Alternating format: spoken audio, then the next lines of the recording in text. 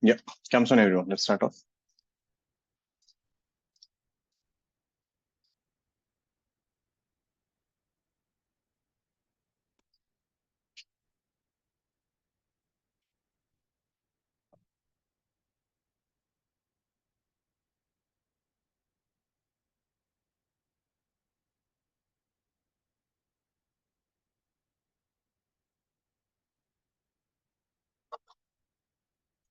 Let's start off with a question.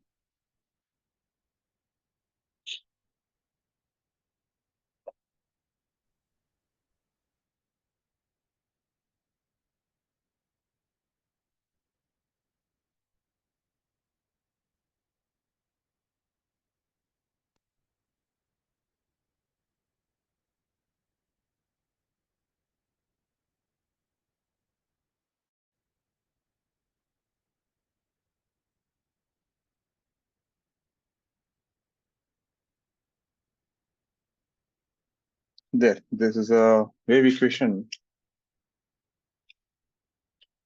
Find the amplitude,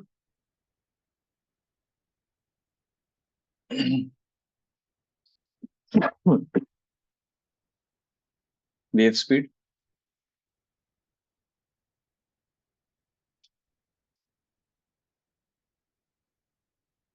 and plot yx graph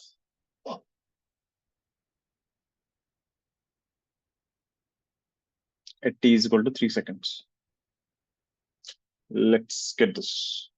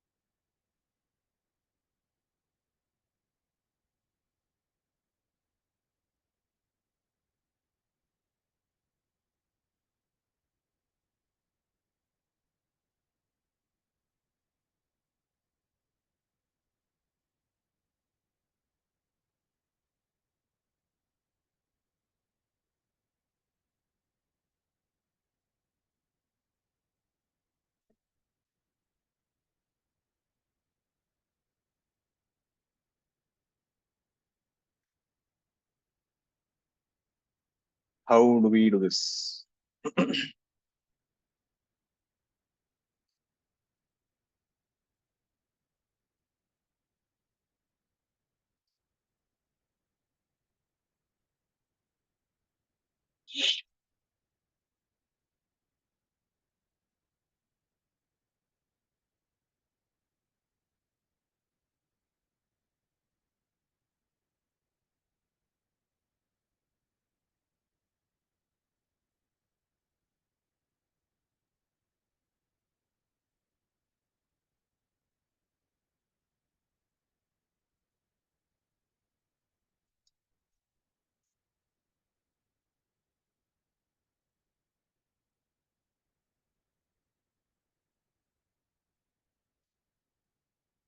Let's see.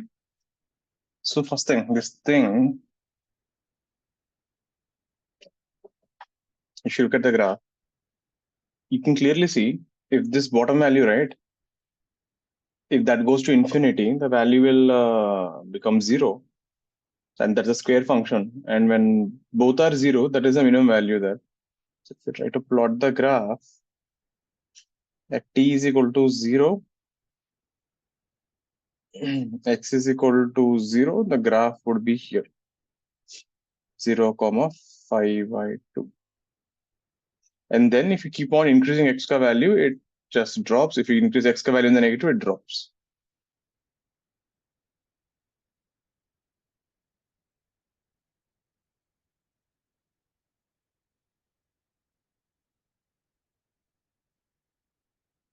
This is how the graph looks. And you can clearly see the wave speed here is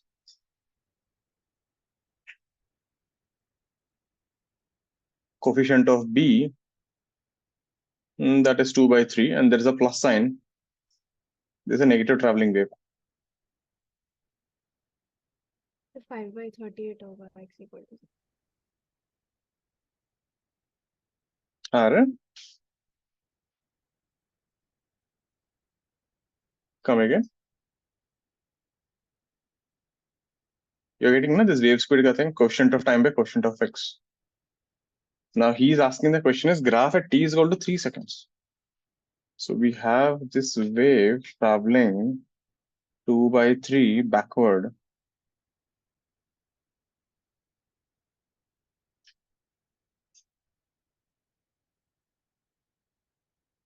So after 3 seconds, the peak value will travel a distance of 2 meters. Means at this point here, minus 2, comma 0.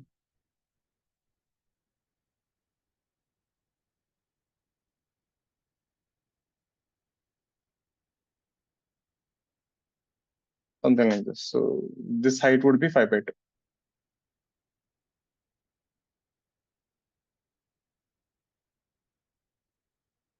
That's your final answer. Is this clear, everyone? Outside, you're saying something? Clear, no? There. Others, do keep your cams on. Next thing. So you can get, in these kind of weird equations also. Now we'll not be studying these kind of things. We will just limit our study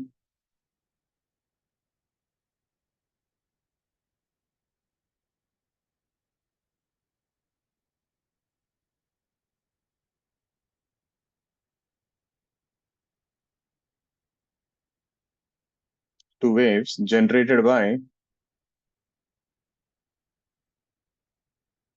by sources oscillating in SHM.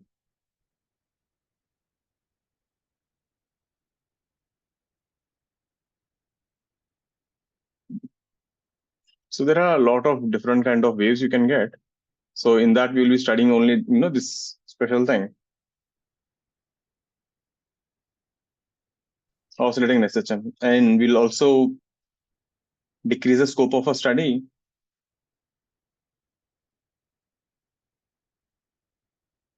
for transverse waves. We will study waves on a string.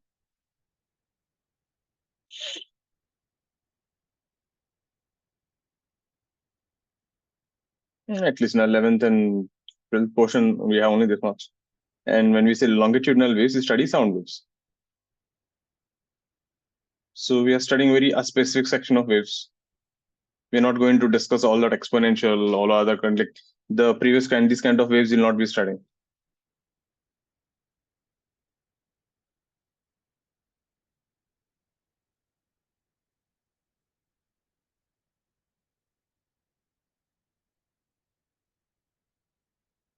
Now, since you're using SHM sources, your general equation would become y is equal to a sine. So it should be simple sine and cos functions.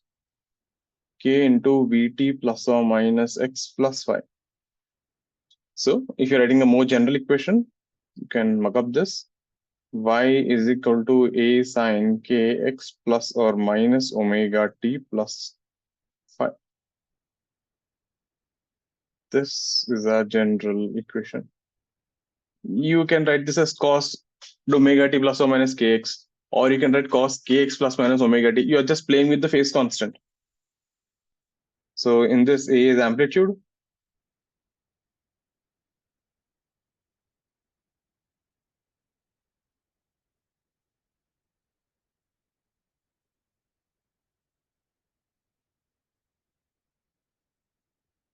K is called wave number, which is given by 2 pi by lambda. Lambda is wavelength. We'll talk about that in the next page. So wave speed is coefficient of time by this, omega by k. Phi is your phase constant. It has the same meaning that we had in SHM. And the plus or minus will tell you the direction of the wave.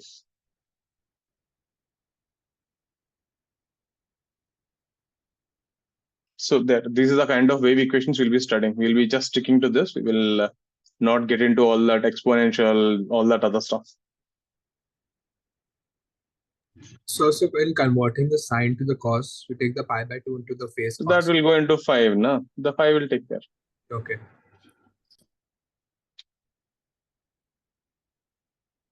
Clear, everyone?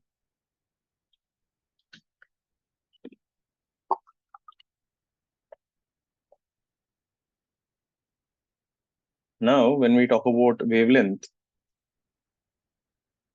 So could you go to the previous page?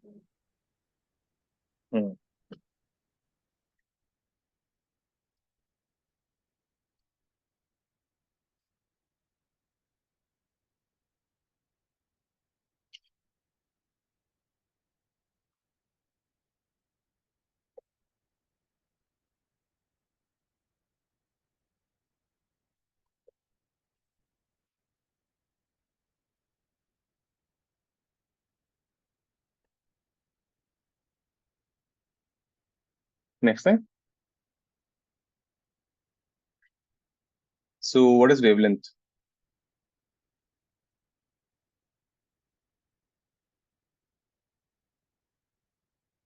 The minimum distance between 2 points.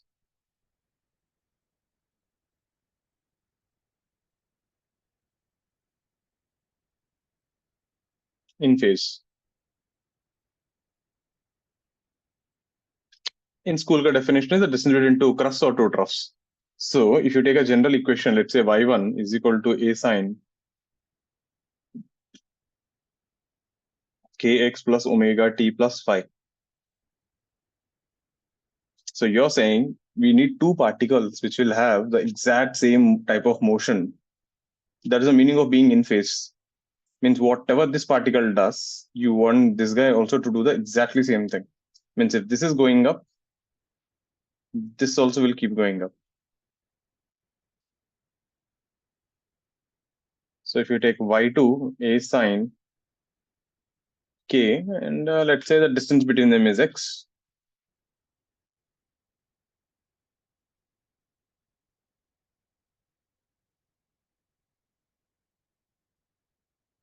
So if this x coordinate is x, and the distance between them is some delta x. So this you can clearly see, this will become kx plus omega t plus phi plus k delta x.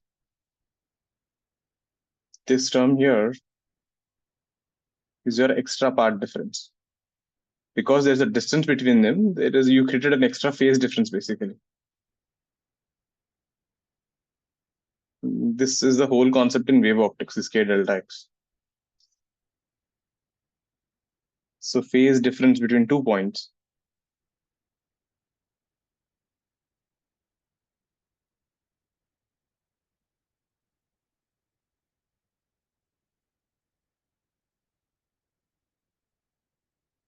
is given by k delta x.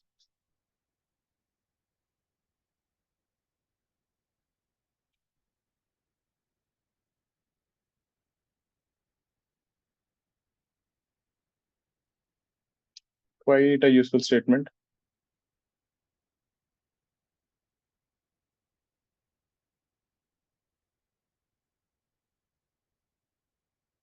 I need to prove that. Wait. So if you're saying both of them are in phase, so if you say y1 is equal to y2, this implies the k delta x should be equal to 2 pi n. For minimum distance, n should be equal to 1. So this is what we define as wavelength, the distance between the 2 points.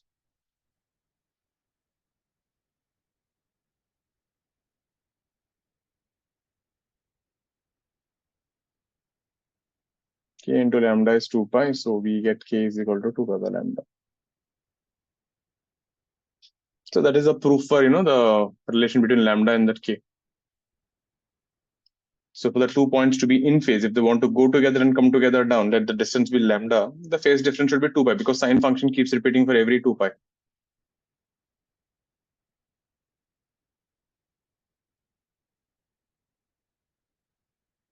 Meaning the next one will occur at 2 pi into 2.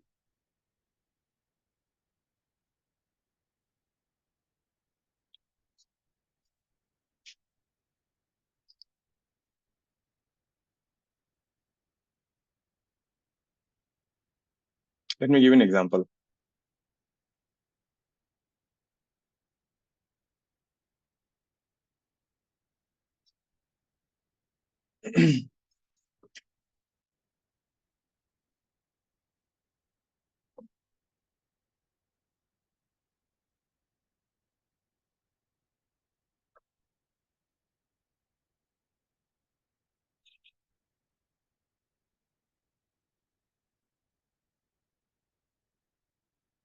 Now, look at the example.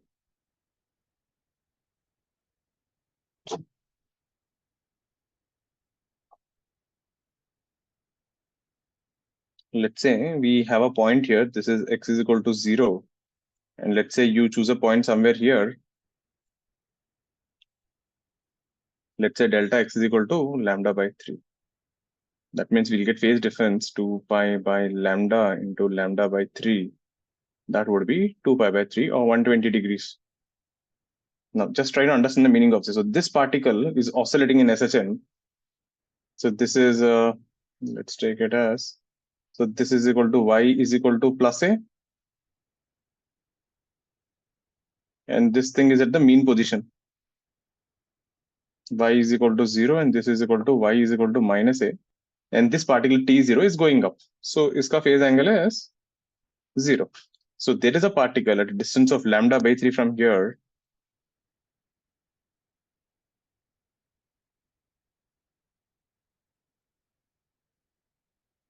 Now this particle is also oscillating in SHM.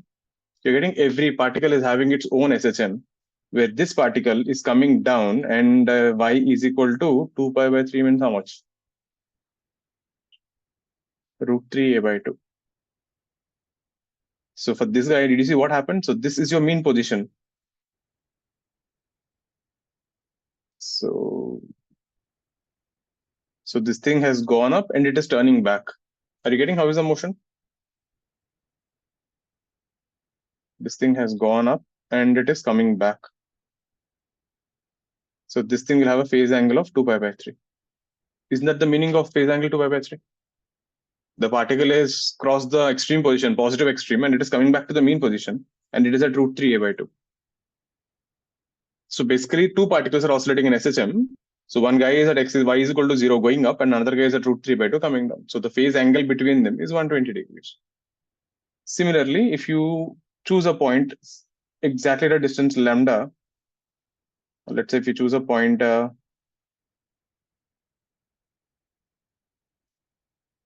so this point also exactly is behaving like this. Basically, iska phase angle is 2 pi, but then we know in SHM we never take 2 pi and more, we bring it back to 0 again. 2 pi or 0. So all the particles at a distance of lambda will keep going together. And if I take one more example,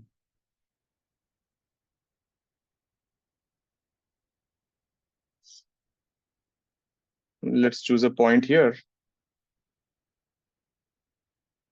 Let's say this height is a by 2 and it is going up.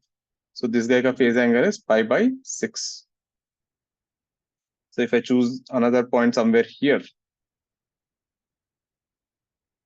so basically it's all SHM only here. And let's say this guy is going down. And let's say this distance is also a by 2. What is this phase angle? This was the mean position. From here you went up Then you came back and you're going away. That is the meaning of this. So what will be the phase angle? Pi plus a by 2 means how much? 30 degrees. Remember? And you're coming back. So pi plus pi by 6. So that is 7 pi by 6. So what is the phase angle between them? So this is 2 and this is 2. So the phase angle between them is 7 pi by 6 minus pi by 6, which is pi. So from the phase angle formula, we know this is nothing but 2 pi by lambda into delta x is equal to pi. So from here we get delta x is equal to lambda by 2. That means the distance between these 2 points is lambda by 2. I hope you're getting how to figure out. If I give you phase angle, I can find the distance between them. If you give me distance between them, I can find the phase angle. This is the meaning of that. K delta x is equal to 5 means if you take any 2 points on that string, right, the phase difference between them will be K delta x. Do have a look at this example. These are good ones.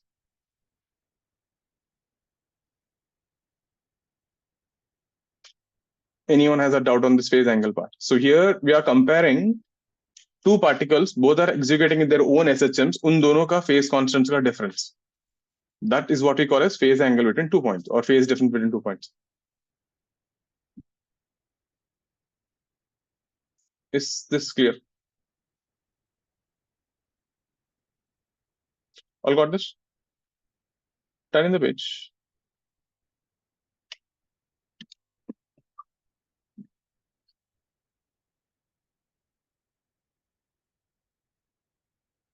Can you tell me what will be the answer for this guy? If I take this guy and this guy, root 3 by 2, root 3 by 2, same height. What will be the distance between them?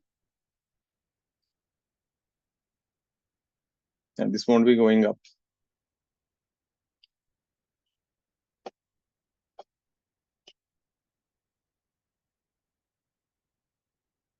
Lambda by 4. I don't think so. Don't guess. Solve. Lambda by 6 it seems. We have 2 different answers. Lambda 4 to मुझे नहीं लग रहा है. Lambda by 6. Maybe.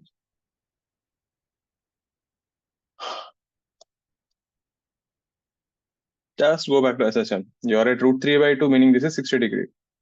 If you're coming back, means you went to this thing. So this is 120 degree. Isn't it? If you're coming back is 120. So difference is 60 degrees. So K delta x or 2 pi by lambda delta x is 60 degrees is pi by 3. So lambda is delta x is equal to lambda by 6. Lambda by 6 is the answer. Easy? Mostly SHM. There. So keep that in mind. You can play around like that. Next thing, let's see a few more things on the equation part. For example, if you have y is equal to 10 sine pi by 3x minus pi by 60 plus pi by 4.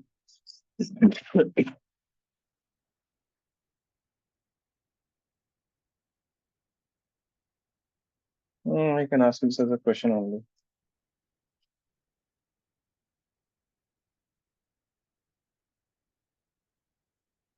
X is equal to 0.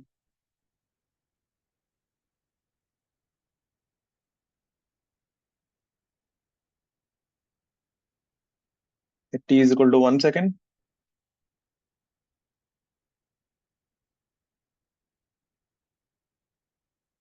Plot yt graph at x is equal to 0 and x is equal to 1. There. Equation is given. I just want you to draw the graphs. I hope you remember yx graph is a photograph. Yt graph is an SHM of one particle. Just approximately draw them. They all will look like signs only.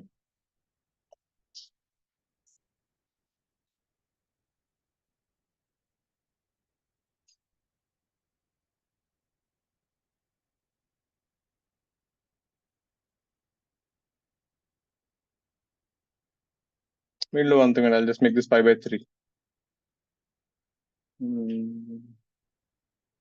That looks better, I guess.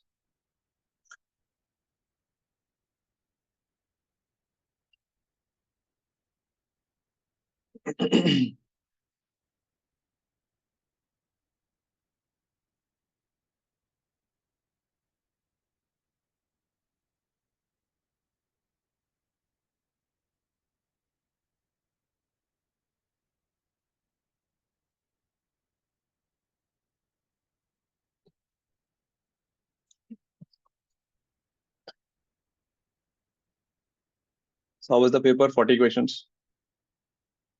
Easy. Theoretical paper.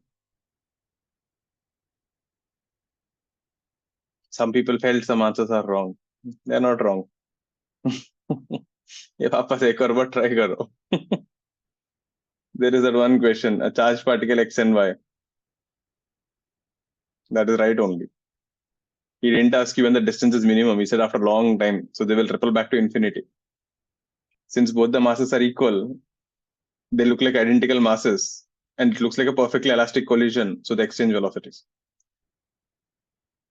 वो था और एक और last exam I guess. Remember there is one question most of you sent.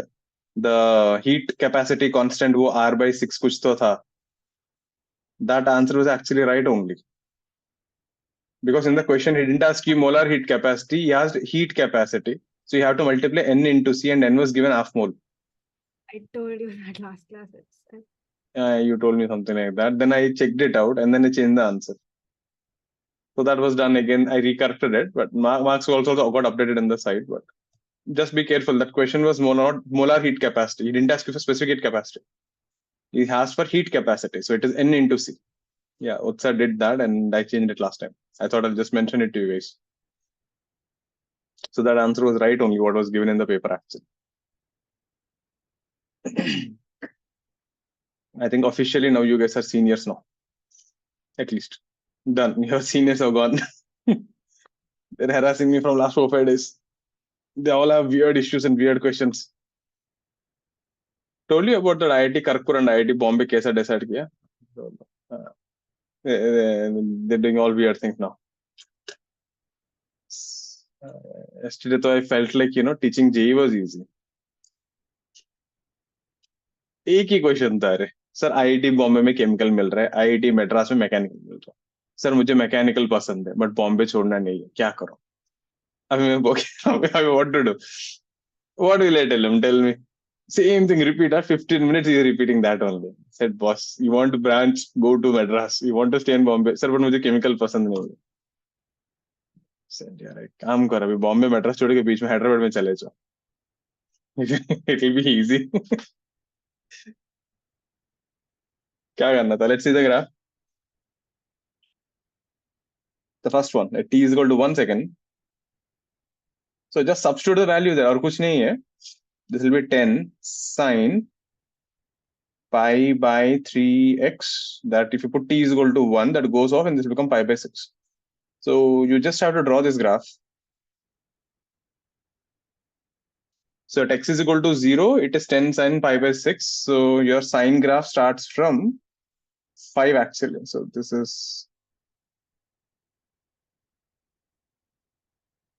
how the graph starts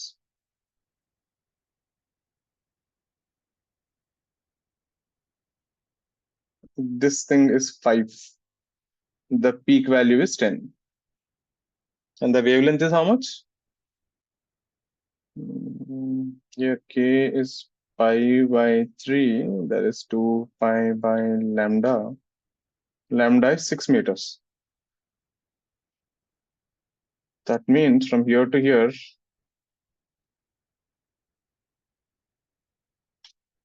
can you tell me what will be this value here how much will that value be from here to here is 6 meter. Can you tell me that what small patch का value इसका कितना होगा? So minus half मतलब. Basically simply y को 0 डालो ना. At that point y is equal to 0. So y is 10 sine pi by 3x plus pi by 6 is 0. You take the minimum value there. So that would be pi by 3x plus pi by 6 is 0. So x is equal to minus half. So there. So this thing is landing here at x is equal to minus half.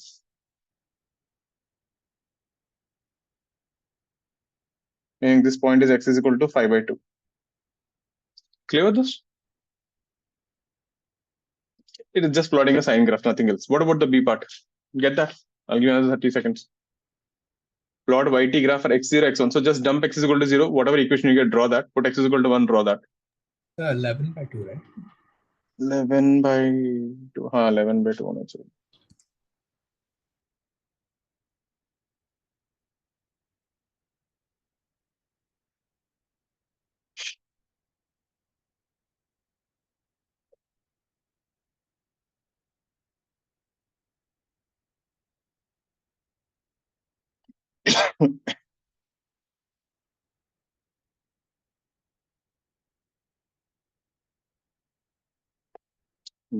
Done. Let's say x is equal to 0 thing.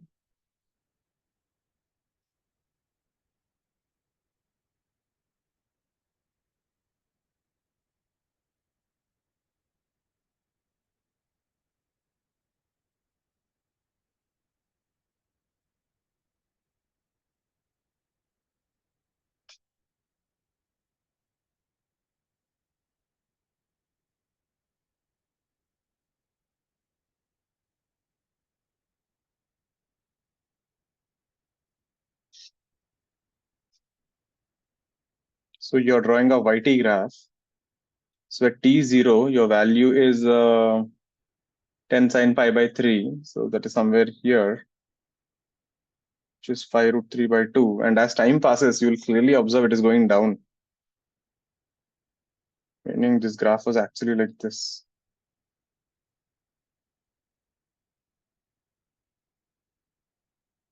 But anyway, time can't be negative. So in this part of the graph, we will draw.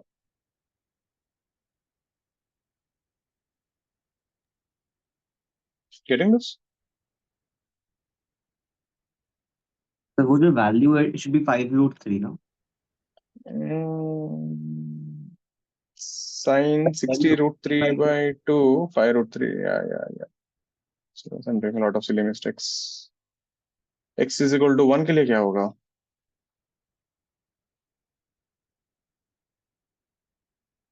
Y is equal to 10 sine, same thing, minus pi by 60 plus 2 pi by 3. Wait, I drew it wrong actually. ये x is equal to 1 graph draw किया मैंने. How did I know that? This actually belongs to this guy. So how? You tell me. There's a minus है ना? Minus. नहीं, t0 पे what is this thing? 2 pi by 3 ना? Meaning this particle has already gone up and it started coming back.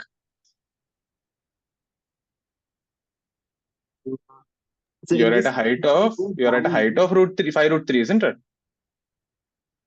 sir, but it should be below the t-axis now because we have minus pi by 60.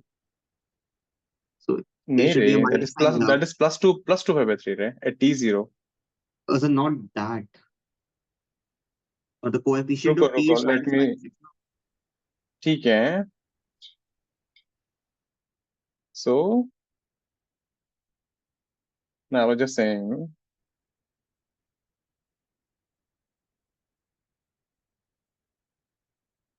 this should look like this. This point is going up. So how can you draw a positive sine graph for a sine minus pi by 60?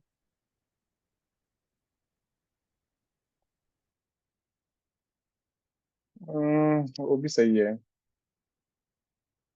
How do I take the phase difference? T increases, the value is decreasing, no? Yes, so I think you can just take a y equal to sine of minus x graph, and then you can displace it by pi by 3 and 2 pi by 2. नहीं करना पड़ेगा. Then how will this look like?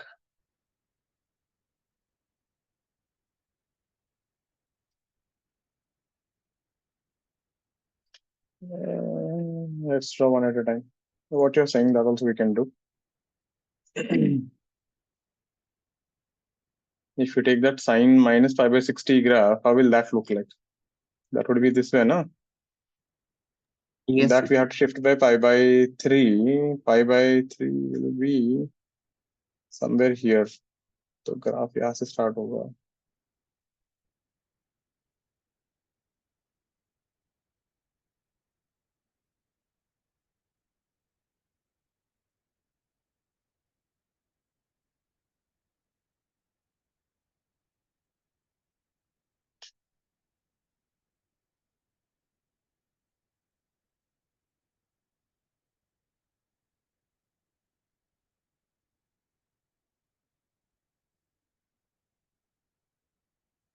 I think I understood what mistake we are doing. It's coming down.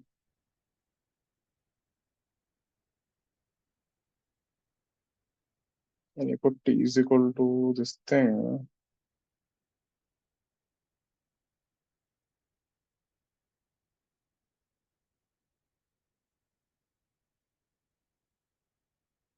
I think it should look like this, I guess.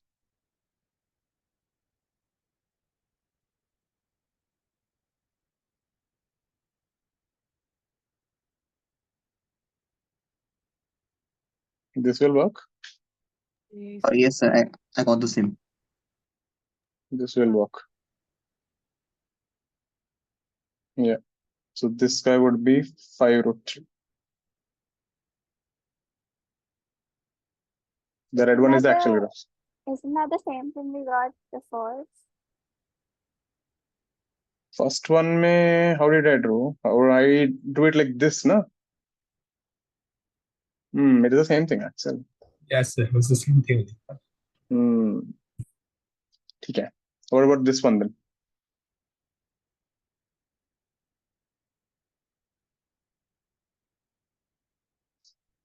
How will we draw this thing? 2 pi by 3.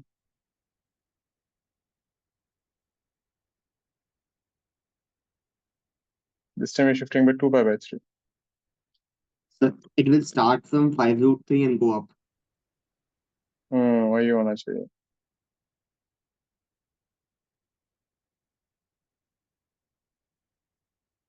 It will go up because it's crossing 120, no? It will come towards 90 and then it will go up. ठीक है. There. That is one. Next thing.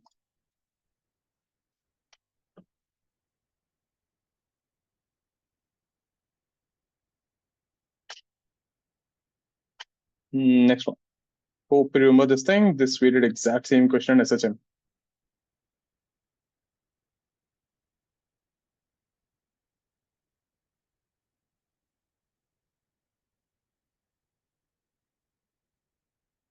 Find that is cos square. Find amplitude, phase angle, lambda, v particle का maximum speed, acceleration of a particle maximum.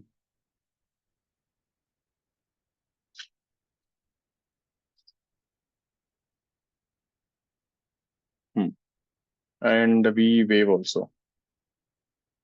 The wave equation is given, you have to find all this thing. This y here is your y coordinate. So that means you can also find y mean position.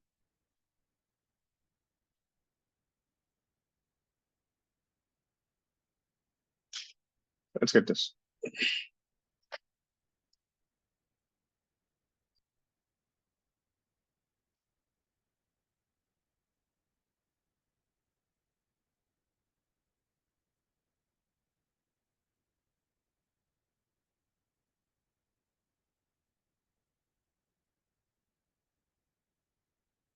y min, yeah.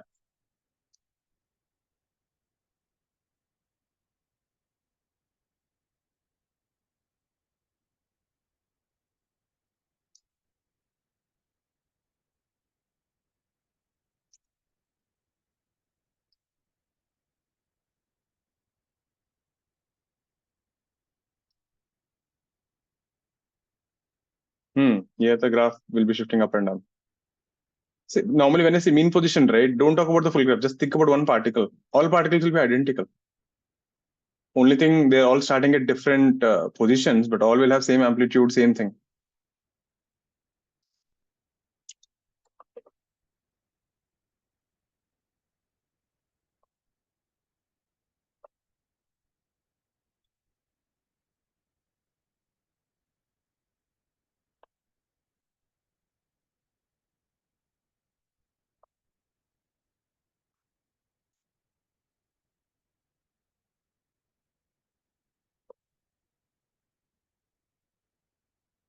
How do we do this? Remember cos square? Remember your general equation should be in the form of y is equal to a sine kx plus or minus omega t plus phi. You have to bring it to this form. Cos square can be written as 1 plus cos 2 theta. I can write that as directly. I'll write it down sine pi by 2 plus, I'm skipping a step there, 2 pi by 3x minus pi by 3t plus pi by 6, pi by 3. So 1 plus cos 2 theta by 2. Cos 2 theta is cos 90, sine 90 plus theta is cos. Like this. So if I shift this side, you'll end up with y minus phi is equal to phi sine 2 pi by 3x minus pi by 3t plus phi pi by 6. This is your y min. It just looks like SHM. Amplitude is 5. This is k. This is omega. This is phase constant. V wave is omega by k. Vp max, again SHM ka formula, hope you remember, a omega, valid. Acceleration of p max, a omega square, valid. You got everything. Everything written in SHM would work because there's an actual in SHM. Only the equation looks big and weird. You can just ignore that x part. It's in SHM. So the waves which we are studying are simply SHMs of infinite particles where every particle has a different phase constant. If you combine all of them together, we call it a wave. All clear with this? So when they ask us for phi, they are asking us phi and when we write the equation in terms of sine, right? Which one? Yeah, in terms of sign. General equation, we take it as sign. Okay. Sir, what if we take pi by 2 minus theta? So ठीक होगा ना? Then omega negative हो जाएगा ना. Oh, अच्छा. So we can't take it Generally, like we like to keep it in that form, na, kx plus or minus omega t ka types. You can take that, but then it means you are taking your general equation is something else. okay, then we got हाँ, minus sign 2. How is बोलो ना sign. the amplitude of the particle different from wave? No, it's the same thing, na. See again, what is the meaning of amplitude? The maximum distance a particle travels. Right. Now, if you're looking at a wave like this, what is the meaning of this? You know, this particle which is here, A, next moment, this wave will go front, right? So this point A is going up. And then eventually at some point, A will reach the peak and come down. So that point eventually will go to A at least once. So all particles will reach extreme position, not at the same time, but at least once in their lifetime. For example, in this question, when we did, if you look at this wave, this is a very peculiar wave. Yeah, All so particles will reach 5 by 2 once in their lifetime. Bus. why were there different questions then? Which one? The amplitude and a particle mass. Arre, this is Oh, acceleration. acceleration. Oh, never mind. लिख लेता हूँ वो बोलना चाहिए था हाँ ration you're saying something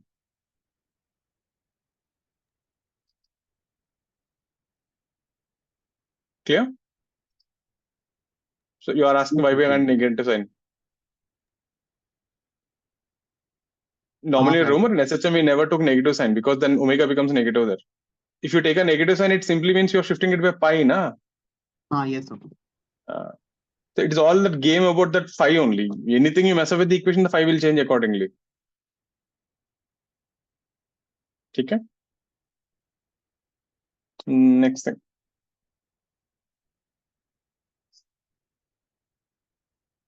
So we have a wave, something like this.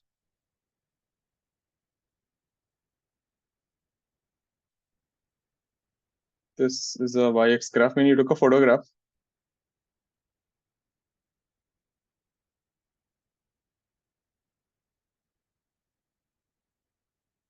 there is a point A here, there's a point B here, there's a point C here, and there's a point D here.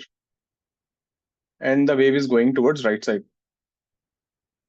Find the direction of velocities. This is a wave on a string.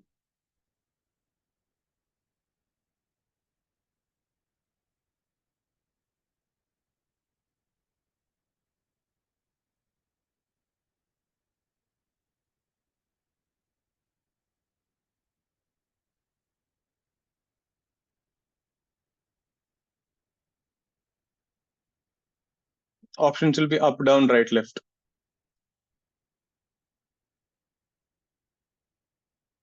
There are 4 points. You just have to tell me the direction of the velocities.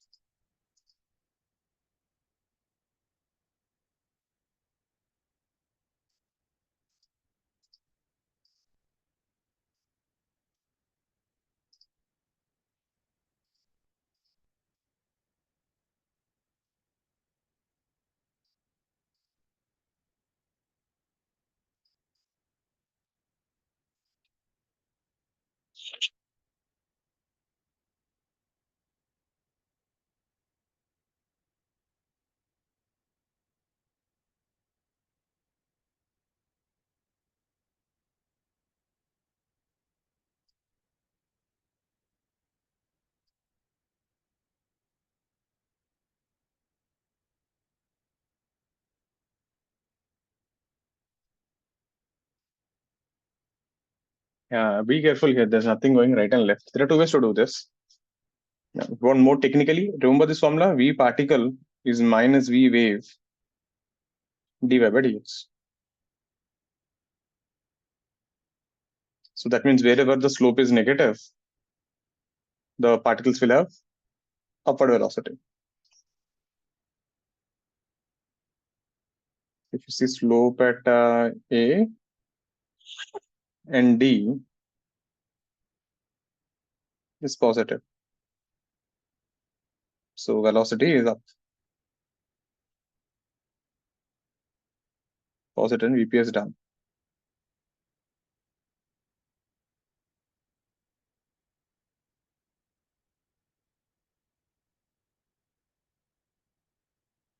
VP is up. But there's a better way to do this thing. I mean, generally I teach this to the medical guys. This is what you do. This is your wave. Just shift the wave. It is going to the right now. So let's say after small time, the wave goes little front.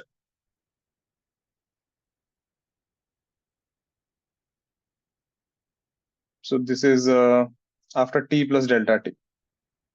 The green one is when the wave is at time t. You can clearly see here, the point A here, which is on the green line, comes to the red line, blue line. The point B on the green line will go to the blue line. The C will go to the blue line, and the D will come to the red line. This thing, the blue line. Make sense? Maybe I should push it a little more, I guess. You can see more clearly. Let's say this is happening at time t. If you push it a little more, there. So this is the t plus delta t. The wave has gone forward. So the A which was here has come down to the red line. The B which was here has gone to the red line. C which was here has gone to the red line. Gone to the red line.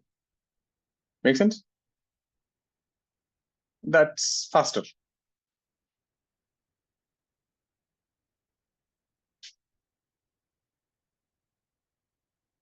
This will be a simple mains or a bit celebration. Next one.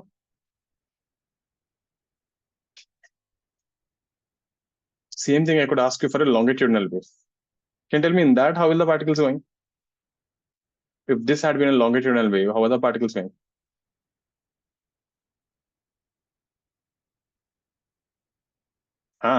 Like this, but exactly like what? Four options, right, left, right, what?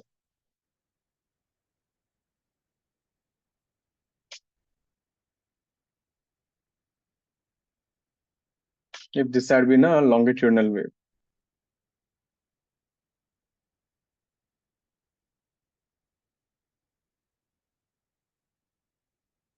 So in this case, if you got AD positive, means VB is going right,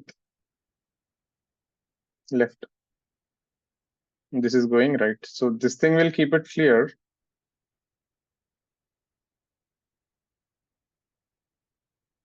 So the answer would be left, right, left. Clear? Now this graph won't look so that neat to observe now. Because now here up and down means the displacements are going right and left. So that might confuse you now. So this thing is always safe. Mathematical but safe. Clear? So the same y-axis graph for a string transverse wave and longitudinal will be different. So be careful the answers. Any doubts on this?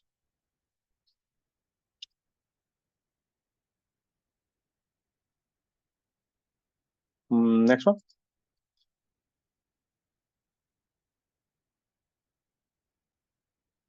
Next one.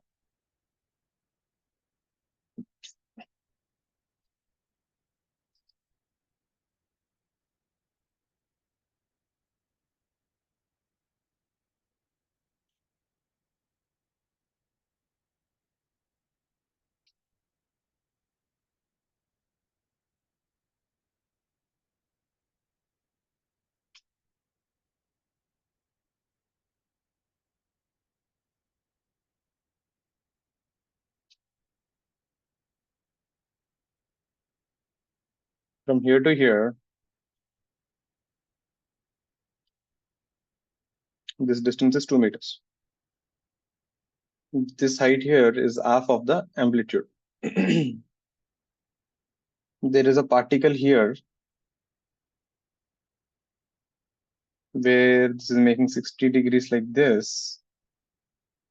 And this point P here is going up with 2 meters per second. This is a photograph of a wave snapshot at t is equal to 0. The particle का maximum speed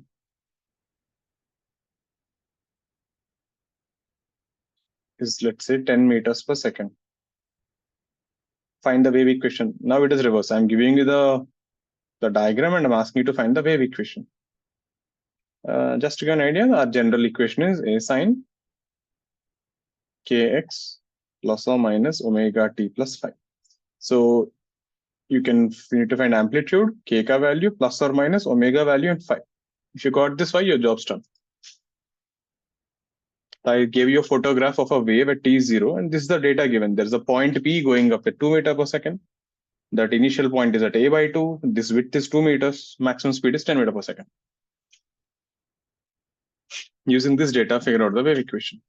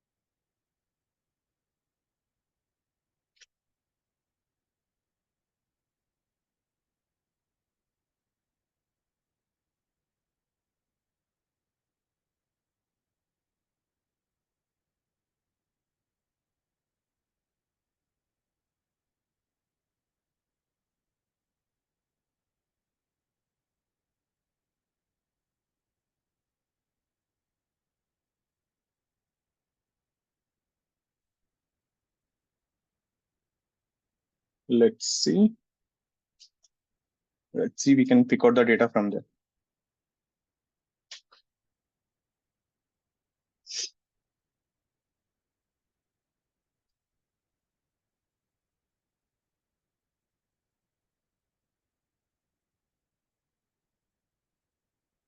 The first data point that I have is this guy. This is nothing but lambda by 2. Half of the wavelength, no? So lambda by 2 is 2 meters. So we got lambda is equal to 4. Therefore, k is equal to 2 pi by lambda, which is pi by 2. Great. Next thing, look at that V particle there. V particle is minus V wave dou y by dou x. So V particle is 2. V wave, what is dou y by dou x? Tan 120, not tan 60. Slope is measured with respect to the positive x-axis. So be careful, that's a trap. Tan 120 is minus root 3. So we get V wave is equal to 2 by root 3 plus, meaning the wave is a right traveling wave. So this will even give you the direction of the wave. If V wave had been minus, meaning the wave is traveling backward. So that gave you the sign also. एक बार V wave आ गया, so we know V wave is omega by k. तो यहाँ से omega भी आ गया. And we know Vp max is equal to a omega. So from here we'll get amplitude भी आ जाएगा. अभी सिर्फ बचा phase constant. How to find the phase angle?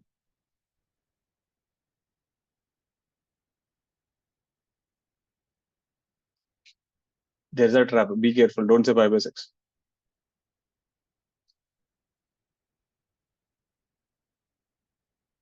Wave is traveling which way? The right. When next moment the wave will look like what? This. The particle is coming down.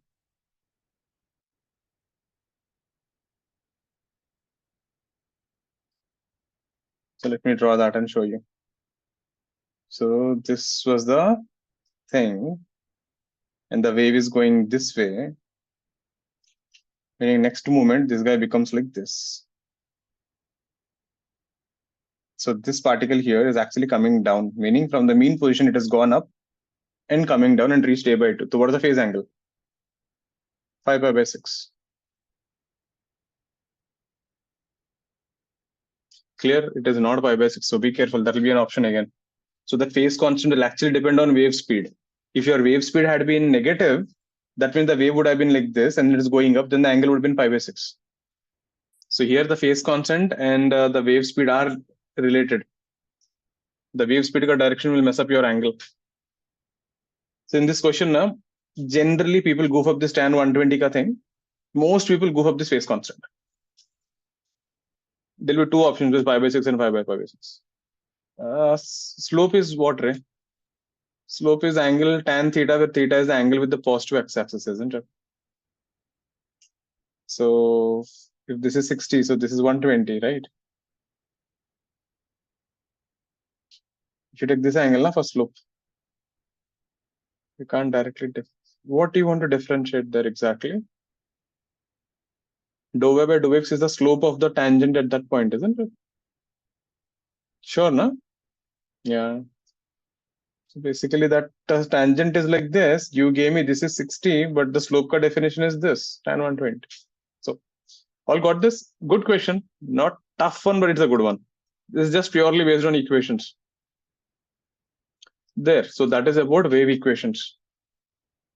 One of the most neglected one, more mathematical oriented, but yeah. Keep this in mind. Next thing. Any doubt so far? Wave speed. So we kept on talking wave speed, but how do we calculate that? So first thing we will start on waves on a string, transverse waves, and then we'll go for longitudinal waves, which is sound waves. We'll do one at a time. We'll not mix both of them. Most of the ideas will be similar.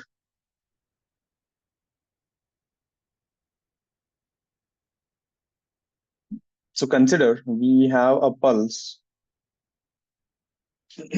traveling with speed v. Now, right? So let a pulse travel with a speed v going on this thing.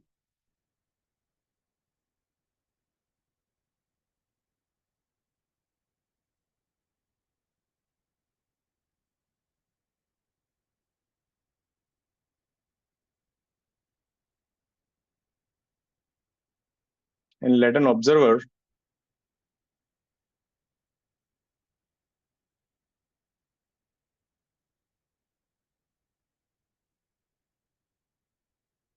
move parallel to pulse with speed v.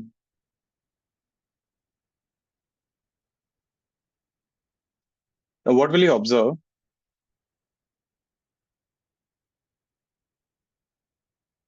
So this is going with v, the pulse is going with v. So for him, he will feel the pulse is stationary. So if you stop the person here,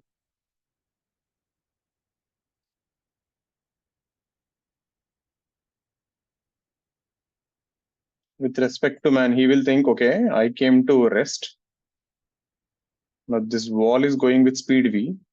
So in his opinion, he will feel this entire string is going like this with speed v. Does it make sense? He will feel that whole string is taking that path and going in that thing. So he will feel the string is traveling with the speed v in that arc.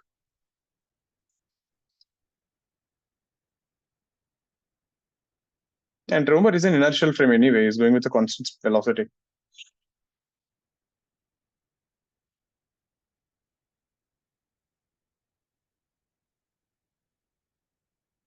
He feels pulse is stationary.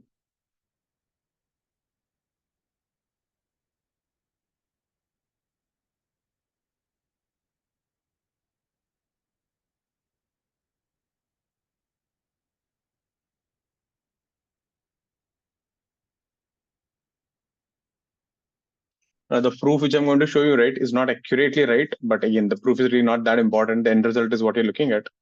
There are more sophisticated and more accurate proofs, but we're not doing PhD, so let's not get there. This much proof is sufficient for us. So then from that conclusion, this is what we do. We can take a small section here. The section is so small, you can assume it to be almost a circular arc, where this is traveling with speed v. And then we know that circular motion ka stuff, if you remember. Tension, tension. This angle is d theta by 2. This angle is d theta by 2. We have done this recently in surface tension also. This would be dm omega square r. So from dm v square by r.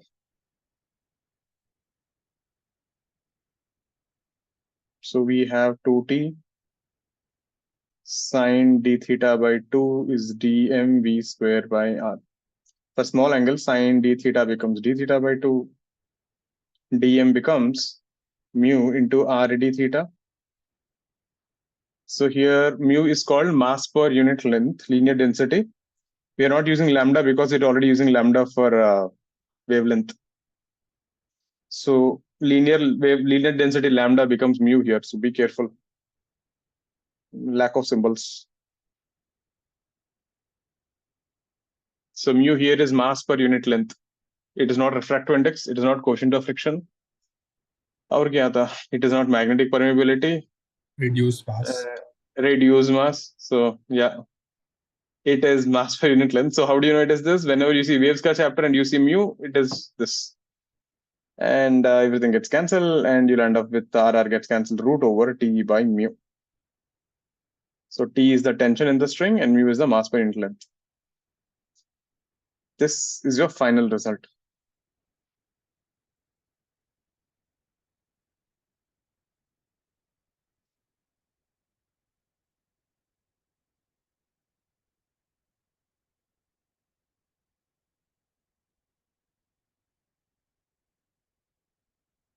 Now, important thing, this V which we derived, what is this exactly? This V wave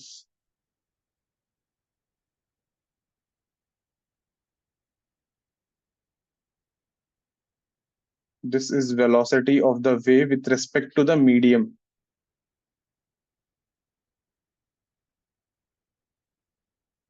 With respect to the string.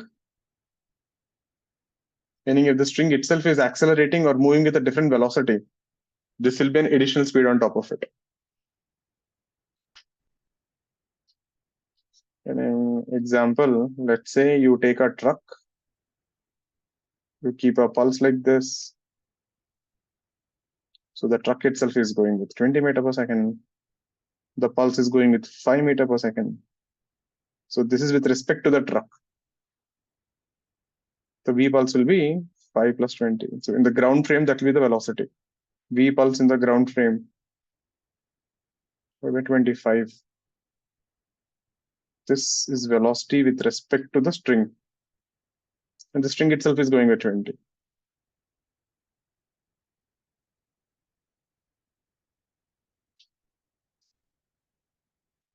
Clear?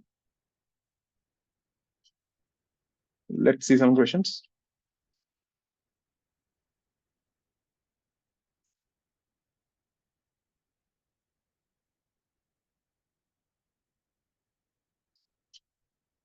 Turn in the page. So that's your formula. V is equal to root over tension by mu.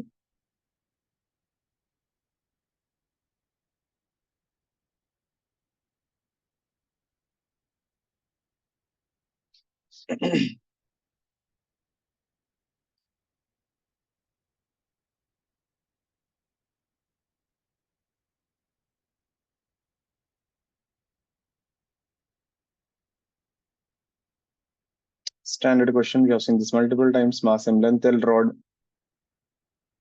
This is L by 4. So you gave a pulse here. Let's call it V2. And here you gave one more pulse, V1, pulse 1. So these strings are identical strings, massless. Find the ratio of wave speed.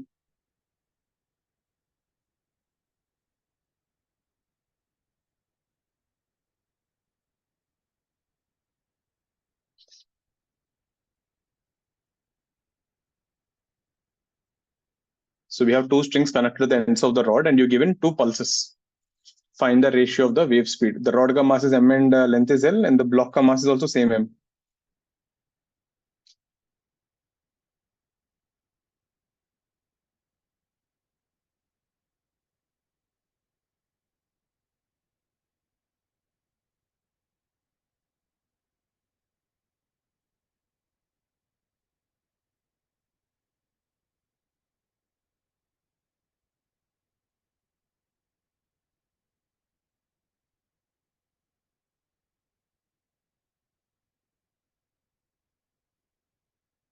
Find ratio of wave speed before and after immersing. So the main catch is again the same story. Just like elasticity, if you know how to find tension, you know how to find wave speeds. Get them, the simple questions.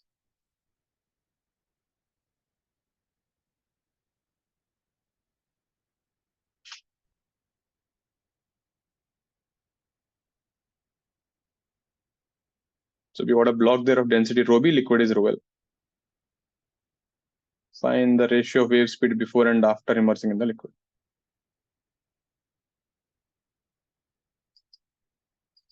The root 3, I don't think so. अरे rod का भी mass है m. I hope you took that into account. Rod also has a mass m. Block also has a mass m.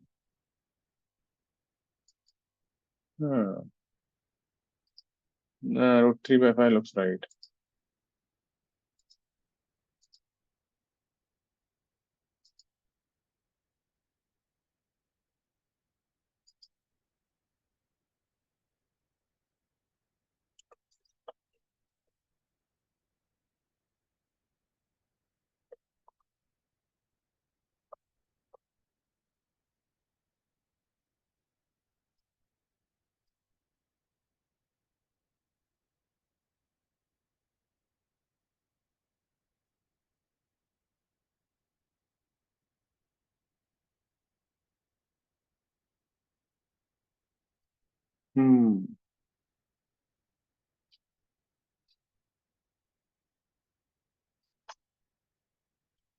How do we do this thing?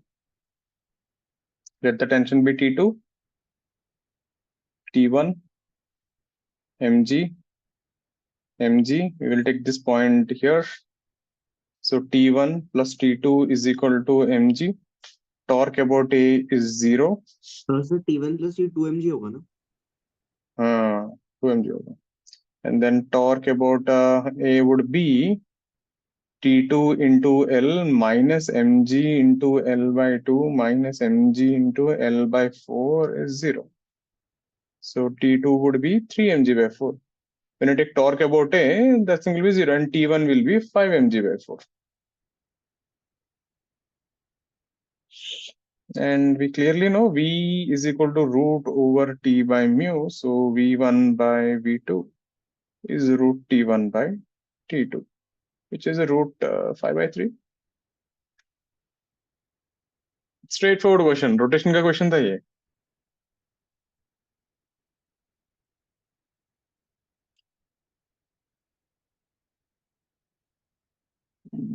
Something similar. I think we did something like this, but yeah, the idea is the same.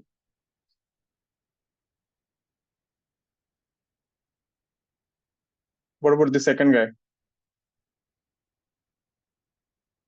So before immersing tension T1, this would be rho V volume G. After immersing T2, this would be rho B Vg. Now there will be a bind force also.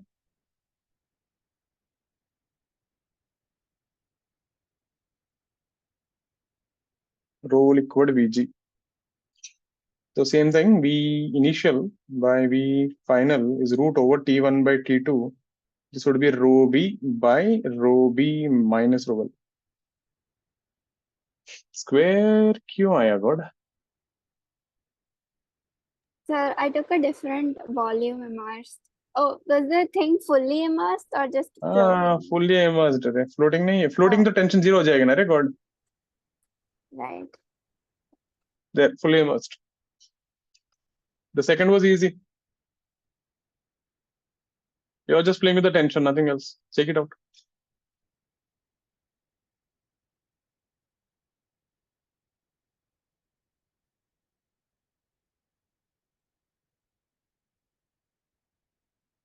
Clear with this? Let's see one more.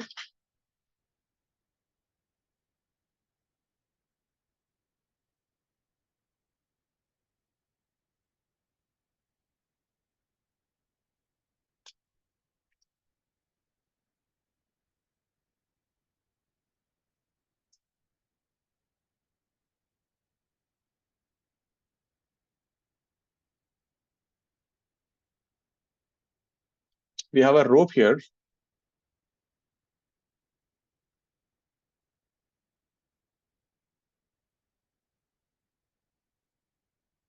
Hanging from the ceiling.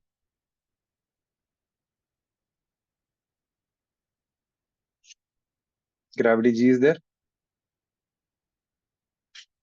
This point here, let's call it x is equal to 0. And this point here, let's call it x is equal to L. The mass density mu is mu naught into x power n. It is not a constant. Mu naught and n are constants.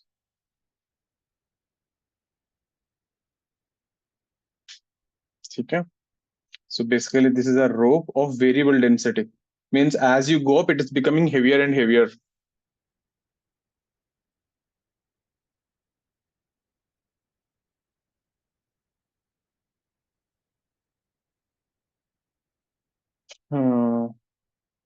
Great. Now, you gave a pulse 1 here at the bottom. And you gave a pulse 2 at the top. There are 2 pulses. Let's see multiple questions. First thing, find the time taken for pulse 1 to reach the ceiling.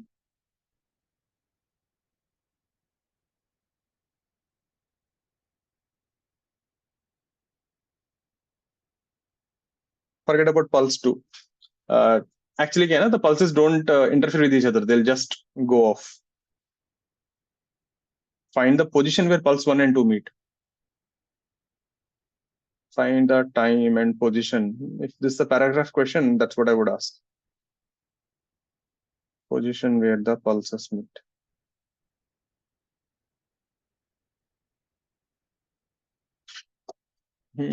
I can add one more question. That will make your life little easy.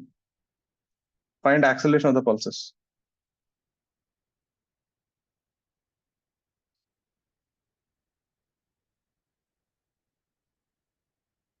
I think the A will help you for B and C. Let's get this. I hope the question is clear. The standard question is when n is 0. If n is 0, it's a uniform rope hanging. That is a standard question. So this will cover every damn thing. Let's see.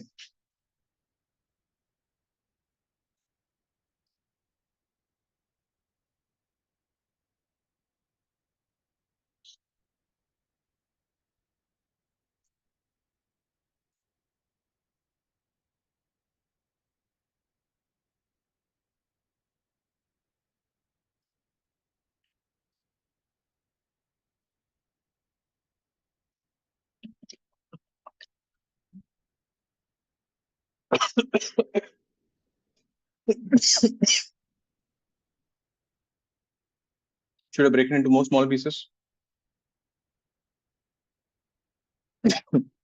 See. Find the tension at a distance x. That is step 1. Once you got the tension, find the velocity at distance x. That is step 2. Once you got velocity, find the acceleration at x. Step 3, differentiate.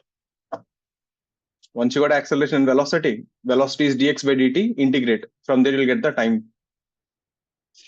So main thing, you have to find the tension at x. It's not g by 2, right, Swastika? That is your standard result. That's what I told you. This is x power n. It's a non-uniform rope. You can't use your regular formula.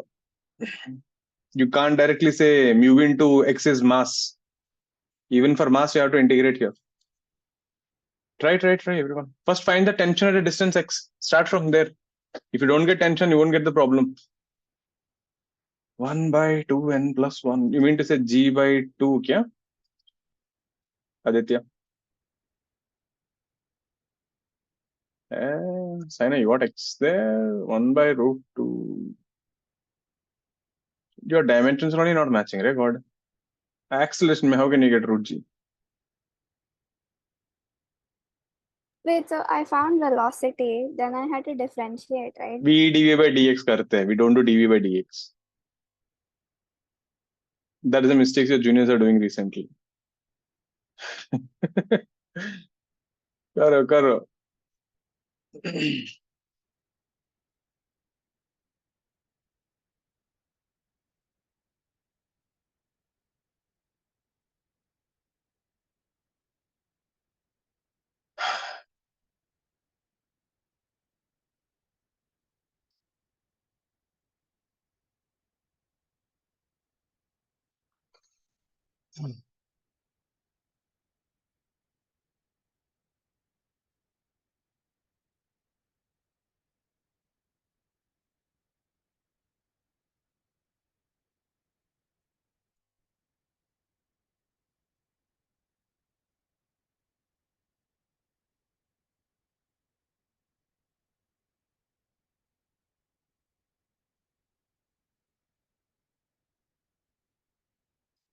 Let's see the tension part. Yeah, acceleration, I think Lakshika, you got it right. Aditya, you got it. First, let's see the tension part. Like I said, the main thing, if you can figure out the tension, you will get the answers.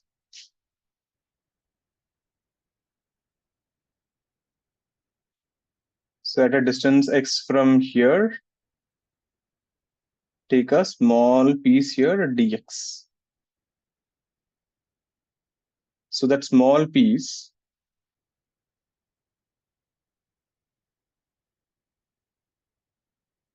not like this, wait, let's not take x. So let's take up to a string x and you want to find the tension here, T. Now, from distance y, take a small slice dy. So dm will be mu into dy, where mu naught is mu naught y power n dy. You getting it? And now the tension at that distance x will be integral dmg, where y ka value goes from 0 to x. Are you getting it? You're finding tension at a height x. So we are finding that. I know there are too many weird variables, so let's keep it that way. So this thing turns out to be mu naught g x power n plus 1 by n plus 1. This is the tension at a height x from the bottom. Is this clear? You cannot directly say mu into length, because everywhere it is changing. You have to add small masses here and then add it up.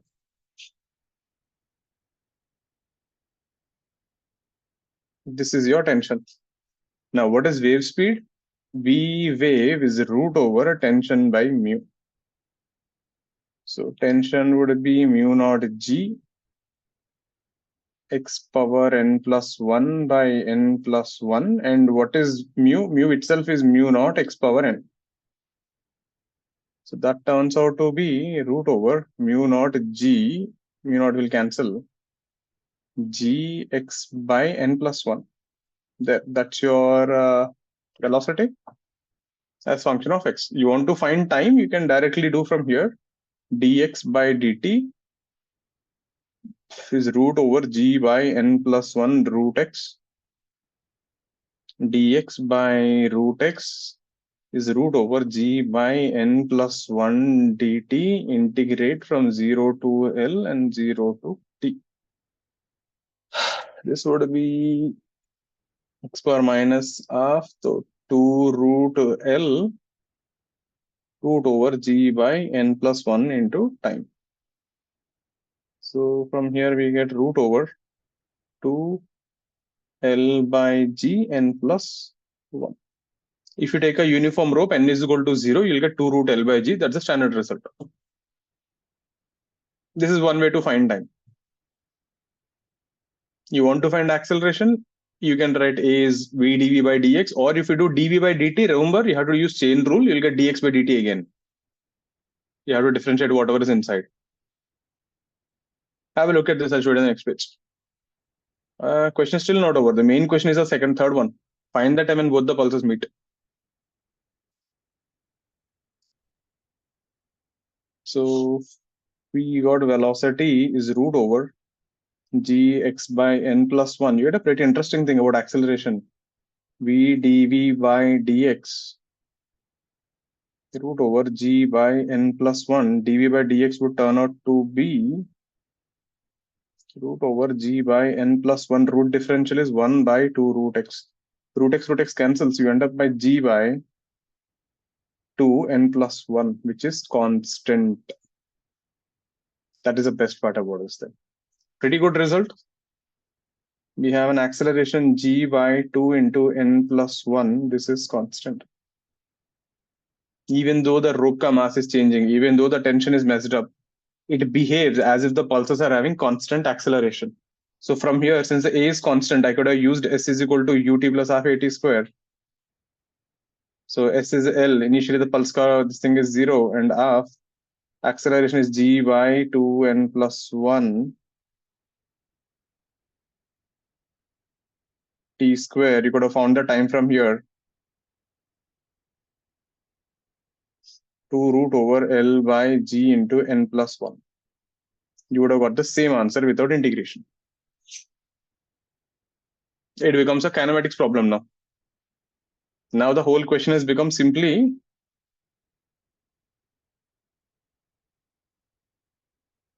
we have one pulse here and one pulse here. This is going up, this is coming down. Both of them acceleration downward. So it has become like two particles colliding in midair.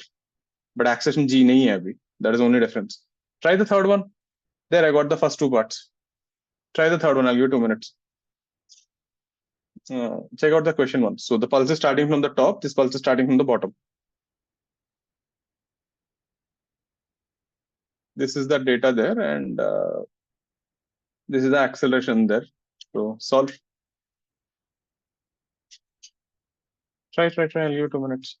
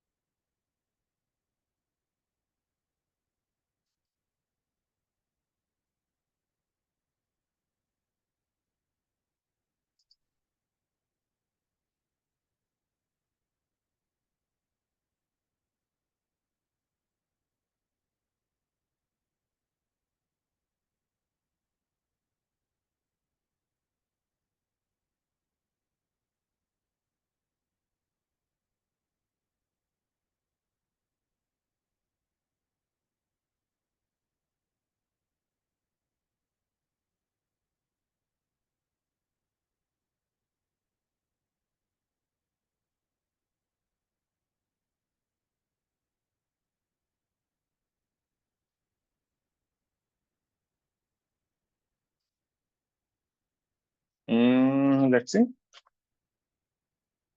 So this now whole question has become, like we have a pulse here. This is going with, now be careful here. This guy has an initial speed 0. Why? Tension is 0. Since tension is 0, this thing has no, this thing, but it has an acceleration A. The green pulse, the upper one, here the tension is how much?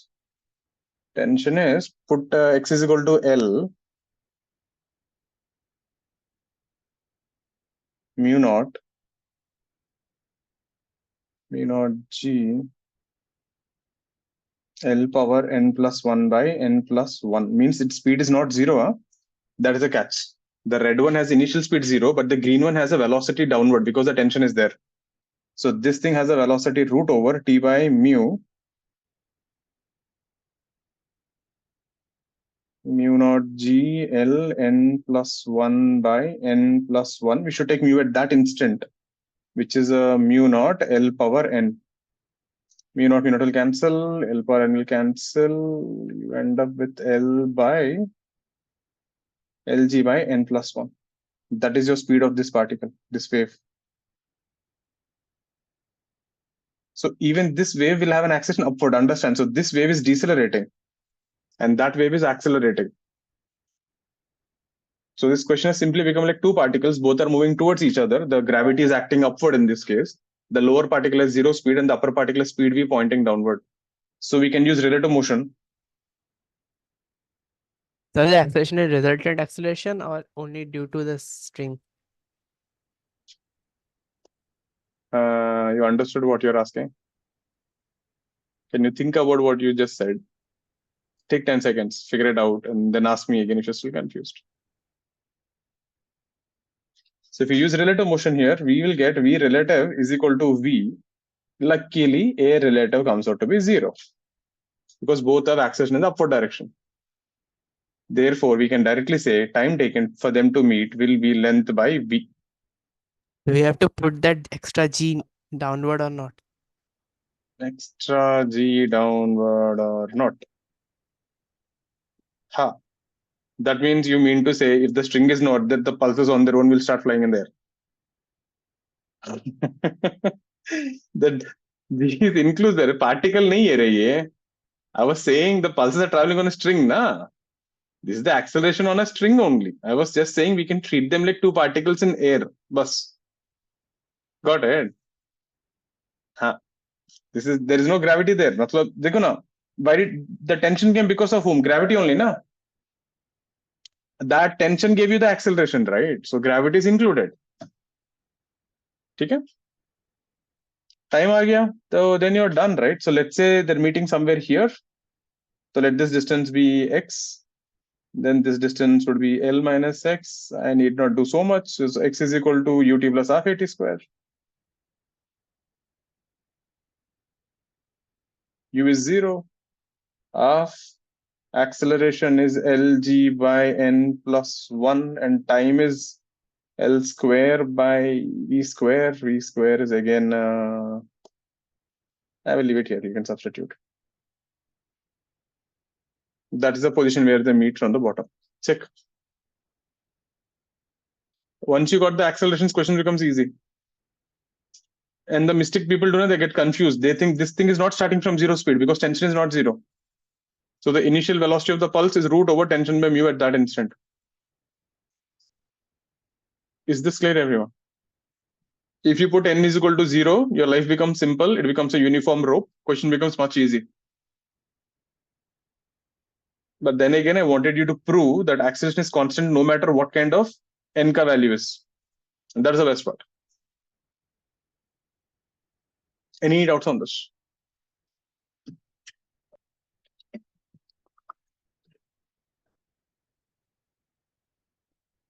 Clear, na? Anika, Aryan, Palak, Partika, Malika, clear with this? Udayan? Next one.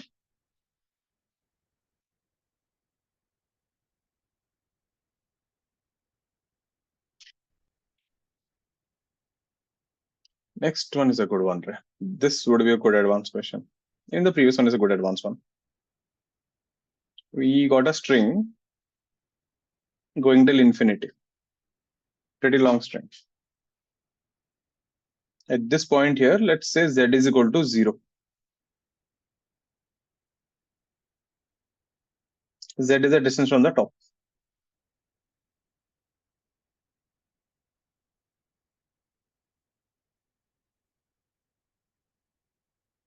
At this point here, mu of 0 basically is 0. Mu of 0 is mu naught. This is the linear density at topmost point. Let me write it full thing. So mu when z is equal to 0 is mu naught. This is the linear density at top.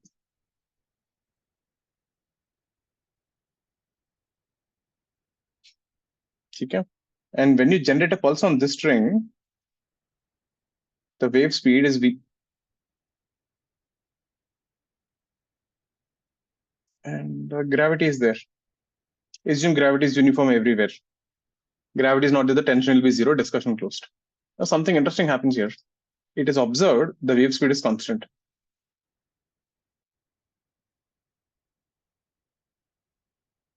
Means doesn't matter. Wherever is the pulse, up, down, anywhere in this infinite string, it is observed the wave speed is constant.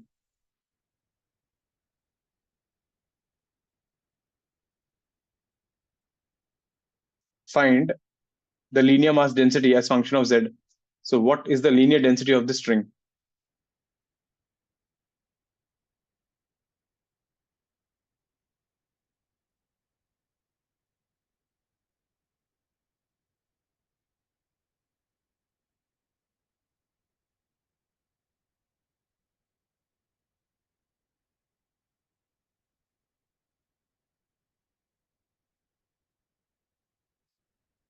Let's see how to do this thing. So you know wave speed ka v value, you know g ka value, and you know mu naught at the top. So how is the mu changing? Now we don't have any idea. It could have changed in any way, but the speed is remaining constant. Technically, what should happen? Logically, socho, if you take a string here and string here, shouldn't the tension increase here? T2 should be greater than T1. Technically, wave speed increase hona chahiye, but that function mu is varying in some way. We don't know how. The wave speed is remaining constant. Now, if you look at in the previous question, as the wave is going upper and more up, the speed was actually going faster and faster. Think, take a minute or two. Try to figure out at least few details.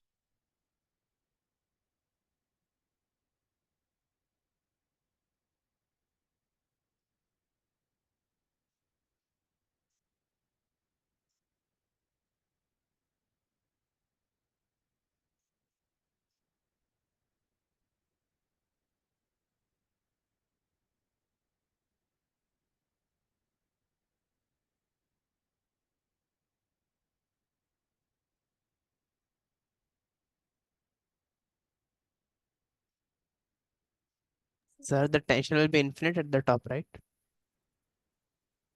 अगर tension infinity है top में तो speed कितना होना चाहिए? Infinity. Yes. But speed तो constant था.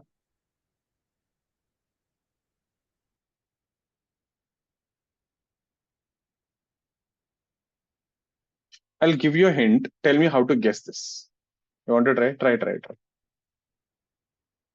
I'm not saying how to solve. I'm saying how can you guess the function?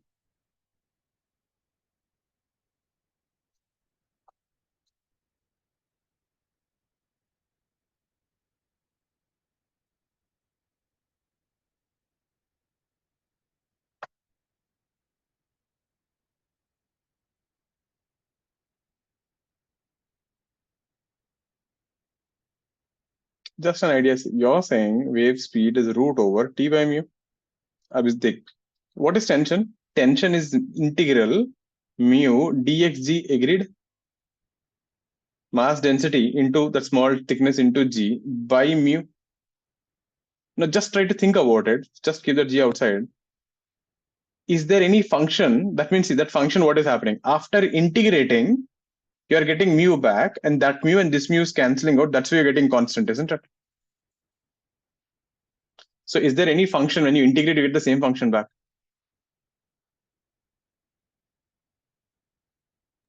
Exponential. Yep. So इतना पता है ऑप्शन में e पावर समथिंग होना चाहिए, एंड वो भी e पावर माइनस में होना चाहिए. You can never e power plus x. इतना तो गेस कर सकते हो. अभी कर. I think I give you a hint.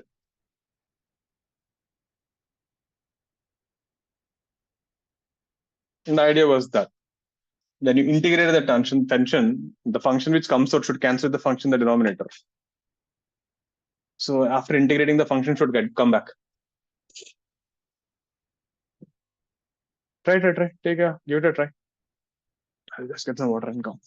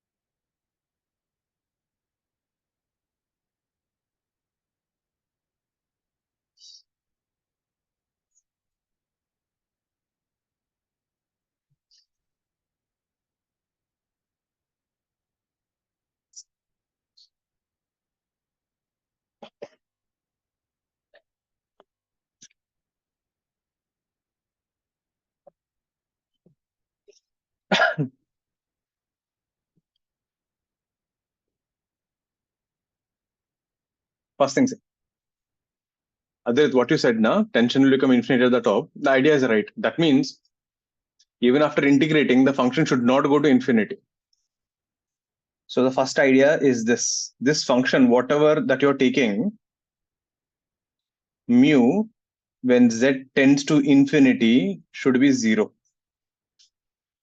Because since the string is very long, if this mu ka value is a finite thing, you'll get infinity. Since string is long, the tension should keep on decreasing.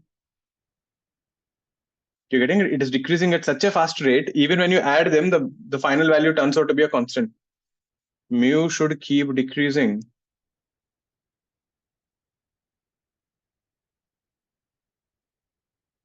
Else, tension would not be finite. Now, we still don't have an idea it is exponential, but इतना तो पता है infinity में तो mu 0 होना चाहिए.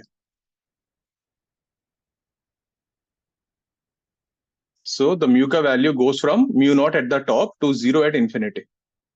You can clearly see by now that it is giving you the feel of e power x. And we know here v is equal to root over t by mu is equal to constant. Since mu of z is equal to 0 is mu naught, we can find the tension here. So tension is finite at the top.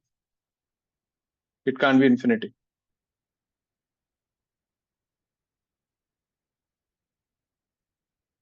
That means the mu ka value what you taken should just keep dropping down.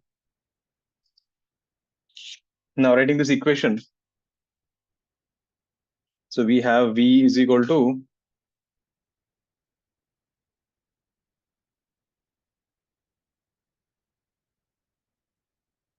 going to infinity. So if you take a small piece here dz, and if you want to find a tension somewhere here, z is a distance from the top.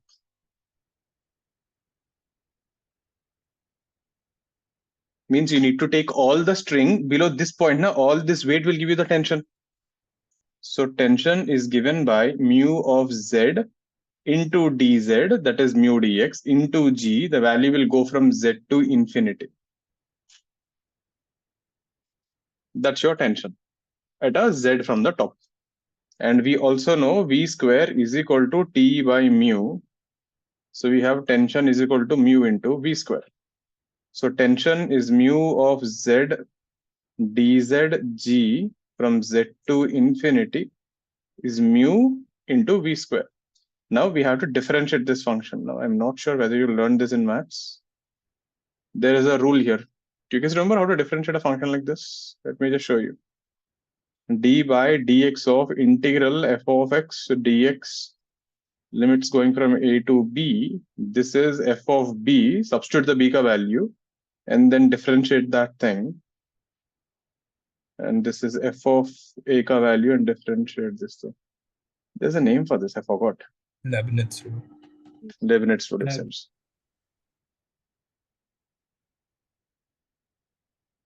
Did you guys learn this? Yes. sir. Differentiation of an integral. Yeah. Yeah. So now I can differentiate this. So when I differentiate this, I would end up with mu of infinity. That term turns out to be 0. This thing has no meaning. D is infinity by dz. I don't think I can write that, but okay. So mu, this will be dz by dz. And this side it will be v square d mu by dz. This guy is 0. And that's not the right way to write d infinity by ठीक है.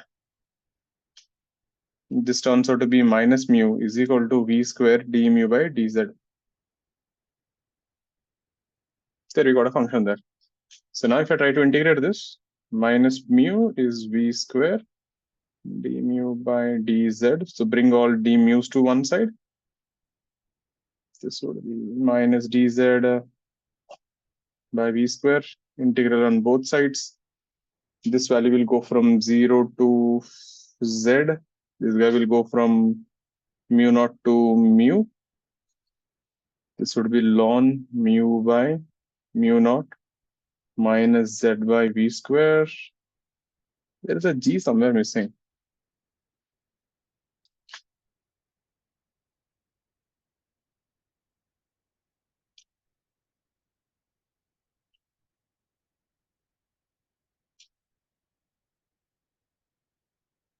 So we get mu is equal to mu naught e power minus gz by v square.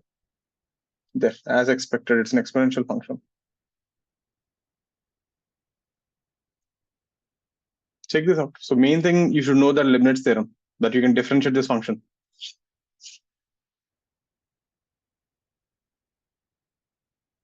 That's how you can get mathematically this function again. So if you differentiate and then you get again integrate, you'll get mu as a function of z.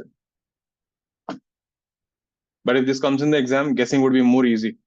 You can eliminate all options which are not exponential, because that was the main idea there. When you integrate, you should want an exponential to come out. That is what is actually happening. When you integrate, getting an exponential out, denominator is an exponential, they're cancelling out. That is the reason speed is remaining constant. Second thing, at infinity, tension should be 0. So E should be tending to infinity. You can't have E power plus value. But agar option mein, if they give you E power minus ZZ by 2V square, and then you're done. Then you can't eliminate. Mostly they'll do something like that. They'll put a constant and exponential and you're gone. So then elimination would be Not possible. Anyway, CET means they won't ask this. That means you should know how to do this. So guessing will only help you up to maybe 1 or 2 options. Clear with this?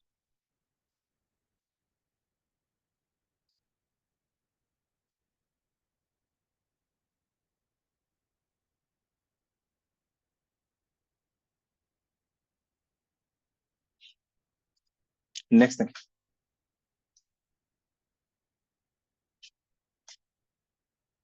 Any doubts on this? Do make sure to give it a try again. It's a good one.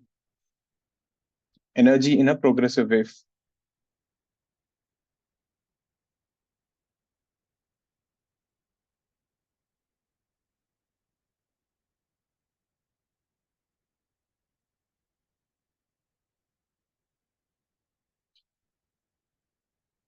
Now, when you take a wave, a pulse traveling like this, remember this dotted line is the natural length of the string. Meaning when the wave is not traveling, the string would have been flat.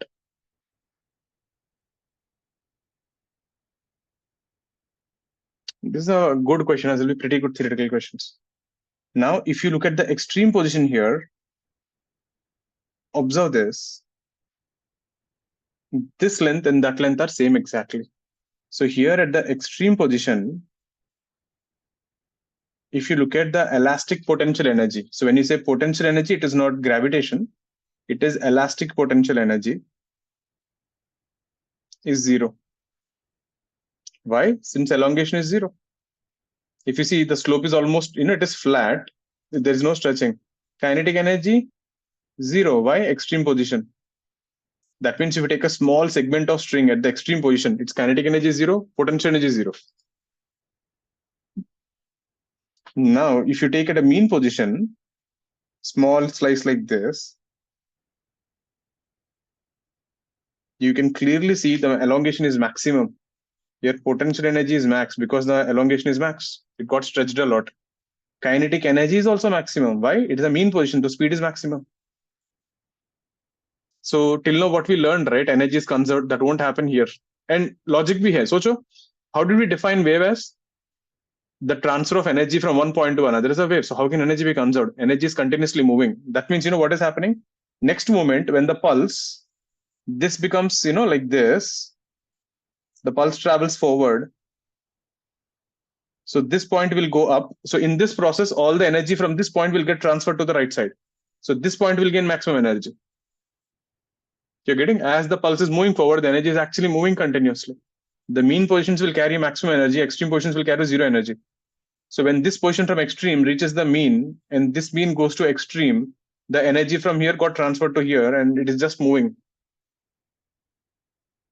So energy is not conserved for a segment on a string. Each point has a different thing. This itself is a pretty good question. The potential energy of a small segment at the extreme position is what?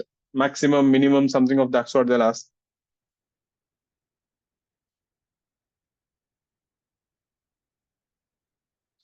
So at extreme,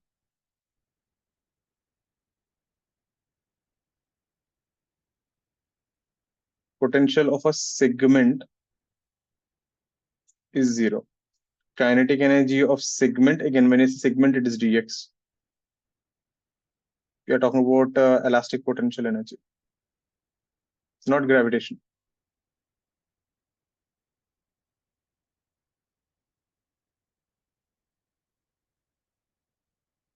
So again, a potential energy of a segment is max.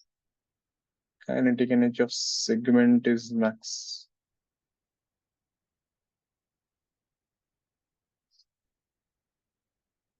So energy of a segment is not conserved. The energy is continuously on the move.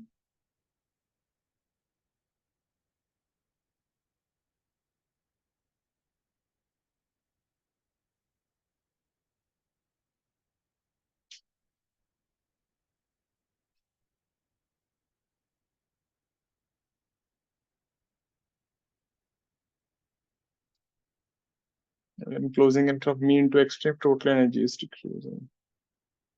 You can say like that, meaning See, look at this guy. Next moment, what will happen?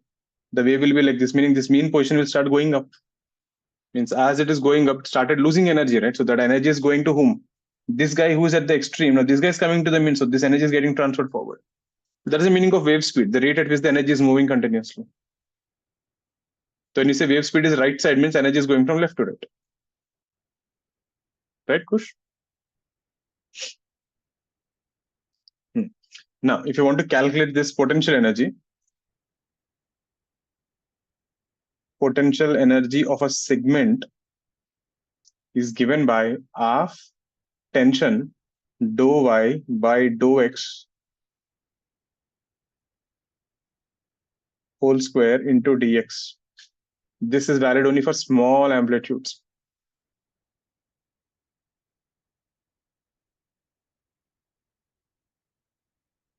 Where we can assume tension is constant.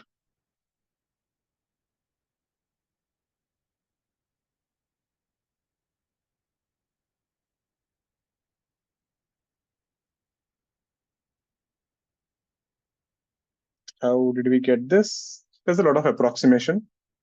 So if you have a string like this, so let's say this part dx got stretched by a small amount here. So this guy would be dx by cos theta.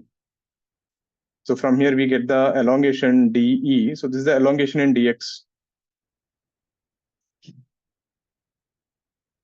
That would be dx sec theta minus dx. And we know work done by tension. So we need tension to be constant. Tension into dE.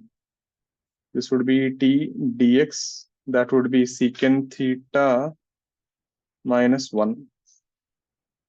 So that is tension into dx. Secant theta can be written as root over 1 plus tan square theta minus 1. Again, for small angles, you can do binomial approximation. This thing turns out to be 1 plus half tan square theta minus 1. 1 goes off. You end up with half t dx tan theta is nothing but the slope. There, that's your potential work done by external force. So this would give you the change in potential energy. Approximate formula. You can use it only for small amplitudes.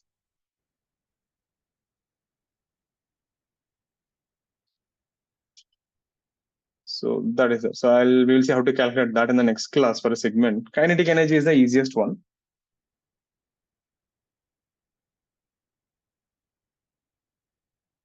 Kinetic energy of a segment is half dmv square.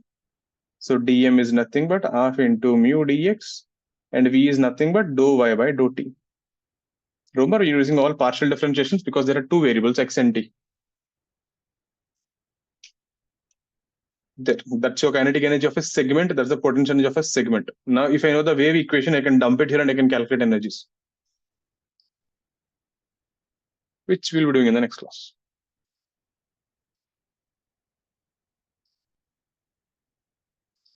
So have a look at this.